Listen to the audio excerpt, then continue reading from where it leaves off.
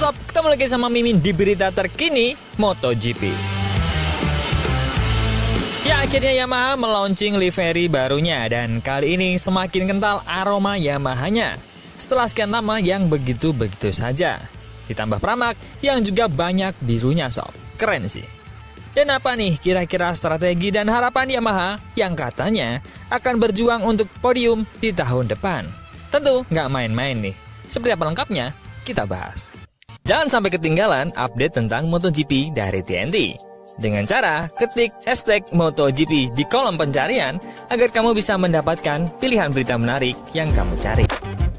Akhirnya terjawab sudah penasaran para pecinta MotoGP. Wabil khusus adalah fans dari tim Yamaha.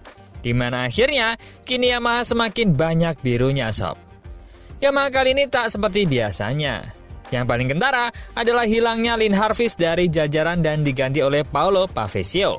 Tentu, sebuah wajah yang bertahun-tahun mengisi Yamaha dan harus menerima wajah baru rasanya seperti kehilangan gitu sob. Gitu gak sih? Tapi, manajer baru, semangat baru. Pastinya membawa harapan baru. Seperti yang disampaikan oleh Paolo Pavesio, bahwa Yamaha kali ini lebih banyak warna birunya.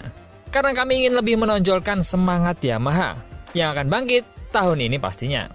Dan tak hanya sampai di sini, mesin V4 menanti. Dan sedikit bocoran nih, banyak ekspektasi konfigurasi mesin itu akan dicoba di tes shakedown Sepang diam-diam. Semoga itu tak hanya isu belaka. Karena Yamaha secara mengejutkan mengajak Dovizioso bergabung untuk tes hari ini. Nah, sekarang kita lihat ke liverynya.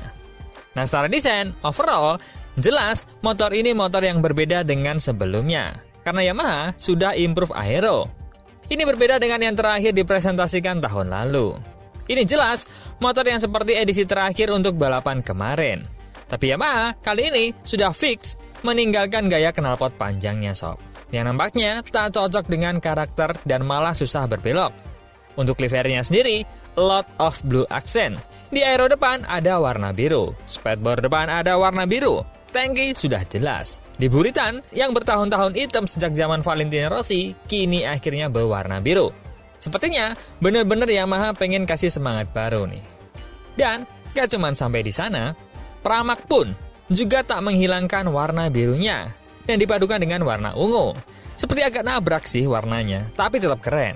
Dengan ciri khas warna ungunya, dipadukan biru Yamaha, dan sponsornya bisa pas banget aksennya nih, sponsor Alpine di motor pramak ini. Yang Mimin suka dari pramak ini, karena tak ada Monster Energy, bisa lebih bermain warna. Seperti adanya warna motul dengan background merahnya, mengisi aksen warnanya. Keren sih. Apalagi di sisi depan, ada gradasi ungu, biru. Semoga mereka bisa berbuat banyak tahun ini. Lanjut ke berita kedua. Menghadapi musim MotoGP 2024 yang sulit, Yamaha setidaknya menunjukkan tanda-tanda pertumbuhan seiring berjalannya tahun. Hingga pada titik di mana mereka dapat mulai menatap hal-hal yang lebih besar di tahun 2025. Pabrikan Jepang itu tidak naik podium pada tahun 2024. Karena itu, pemimpin teknis baru Max Bartolini mencoba membawa Yamaha bergerak ke arah yang diinginkan.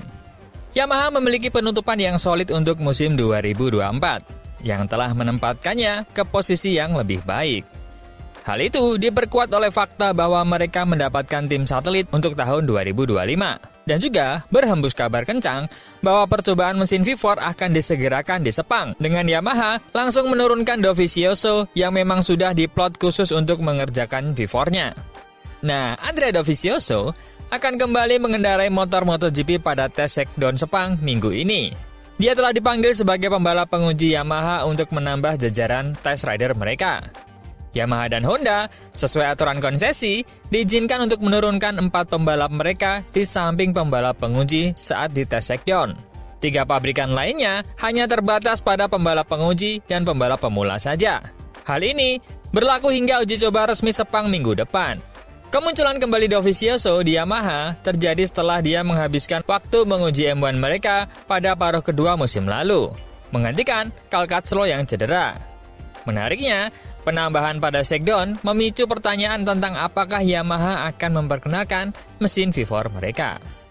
Yamaha masih menggunakan mesin 4 silinder segaris tapi telah mengakui bahwa mereka sedang mengembangkan V4 untuk bergerak ke arah yang sama dengan para pesaing mereka.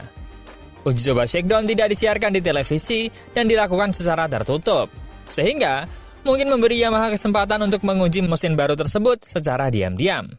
Pembalap pabrikan Yamaha, Alex Rins, sebelumnya mengklaim bahwa mereka berharap untuk menguji V4 dengan Dovizioso di motornya pada bulan Desember lalu.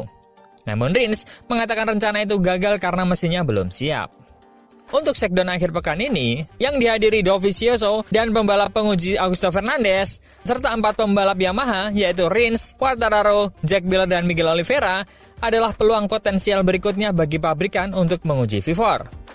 Meskipun Yamaha tidak berencana untuk balapan dengan mesin V4-nya hingga paling cepat akhir tahun 2025. Namun, dengan agenda ini, tentunya ini akan membawa semangat bagi para ridernya untuk segera mengetahui potensi dari V4-nya. Dan juga pastinya ingin segera mencobanya. Terlebih, para penggemar MotoGP pasti juga sangat menanti bagaimana bentuk motor V4 milik Yamaha ini dan juga kekuatannya. Dengan adanya perubahan mesin ini, jika berhasil dan dapat bersaing di barisan depan, tentu akan menjadi hal yang menarik. Tak perlu menanti tahun 2027 karena persaingan akan lebih merata.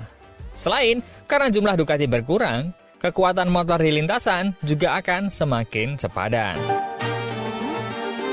Namun, apa yang diharapkan Yamaha sebagai target realistis musim ini?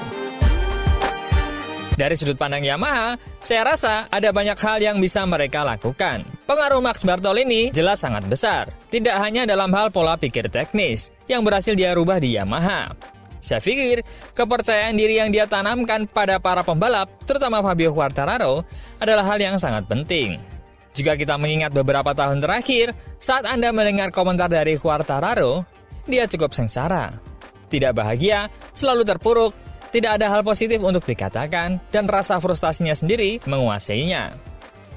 Bartolini jelas mampu membuatnya berpikir tentang gambaran yang lebih besar.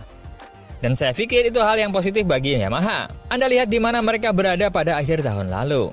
Mereka berhasil mencapai Grand Prix Malaysia yang dalam beberapa tahun terakhir merupakan kegagalan bagi mereka. Dan kedua motornya nyaman berada di 10 besar. Mereka menjalani balapan terbaik musim ini. Itu menjadi fondasi yang bagus untuk dikembangkan. Mereka kini memiliki tim satelit. Jadi lebih banyak pengujian dapat dilakukan pada akhir pekan balapan. Lebih banyak data untuk dikumpulkan. Itu mempercepat segalanya. Jadi, tahun 2025, Yamaha pasti akan berusaha menembus 10 besar setiap akhir pekan. Itu adalah tujuan dasar. Dan mungkin, menjelang akhir tahun balapan, mereka punya cukup tenaga untuk bersaing memperebutkan podium. Jordan Morland menambahkan, Max Bartolini menginspirasi Quartararo. Saya yakin dia berkendara ke rumahnya hanya untuk menemuinya dan berbicara dengannya selama berjam-jam. Pria itu pasti punya sesuatu yang bisa menginspirasi seorang juara dunia. Itu hal yang sangat positif untuk dilihat karena Quartararo telah menandatangani kontrak dengan Yamaha selama beberapa tahun dan dialah orang di baliknya. Ketika Fabio percaya diri dan bahagia, tentu saja itu berarti hasilnya akan datang. Dan saya pikir 2025 akan lebih baik. Peter McLaren mengatakan salah satu hal penting yang dapat dilakukan Bartolini di Yamaha adalah menghilangkan keraguan. Dengan pengalaman yang dapat dilakukannya di Ducati dan menjadikannya pabrikan itu lebih baik dibandingkan dengan merek Jepang tersebut. Pendapat yang sama disampaikan para kompetitor.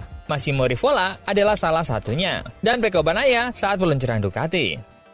Beberapa orang mengatakan bahwa mereka berharap Yamaha akan melangkah maju. Beberapa pesaing mereka telah melihat dan berkata, ya, Yamaha menuju ke arah yang benar di sini.